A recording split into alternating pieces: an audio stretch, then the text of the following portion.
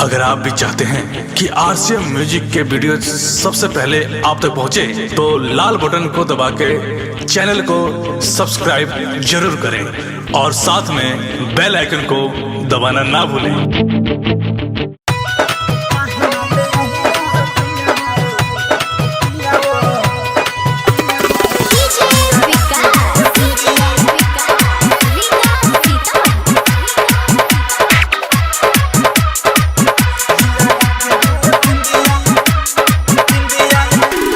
झुमका ले आइला पिया हो झुलनी रे ले आइला, झुमका ले आइला पिया हो झुलनी रे ले आइला, काहे ना ले आइला पिया हो, काहे ना ले आइला पिया हो, लीला डाके रे बिंदिया, काहे ना ले आइला पिया हो, लीला डाके रे बिंदिया।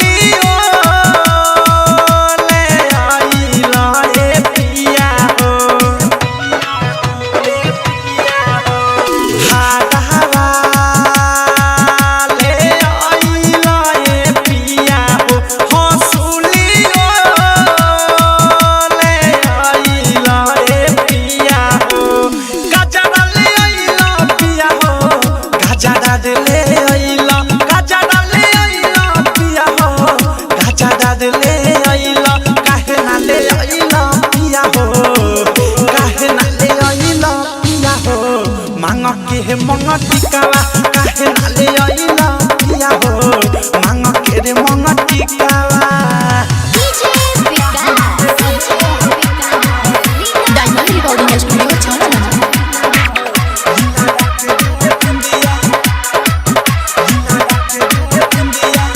कौन बोलियो ले आइला ए पिया हो, उठला लियो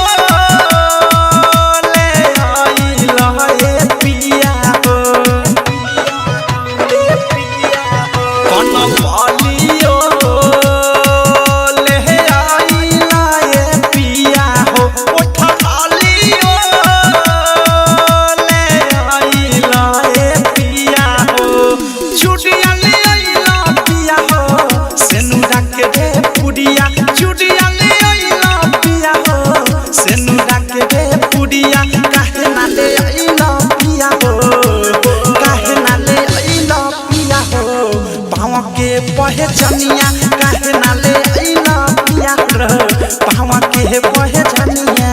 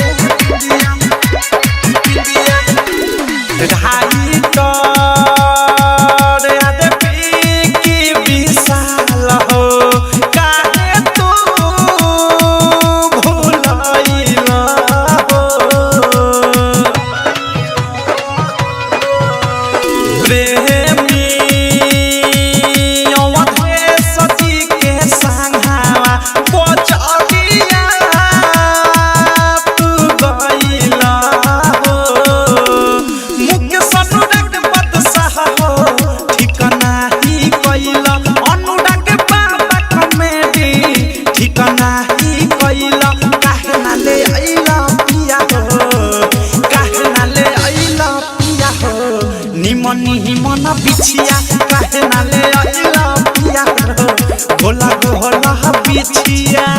डायमंड रिकॉर्डिंग स्टूडियो छाना डाउनलोड कीजिए RCM music official app play store से। आरसीएम म्यूजिक के सारे ऑडियो वीडियो डाउनलोड करने के लिए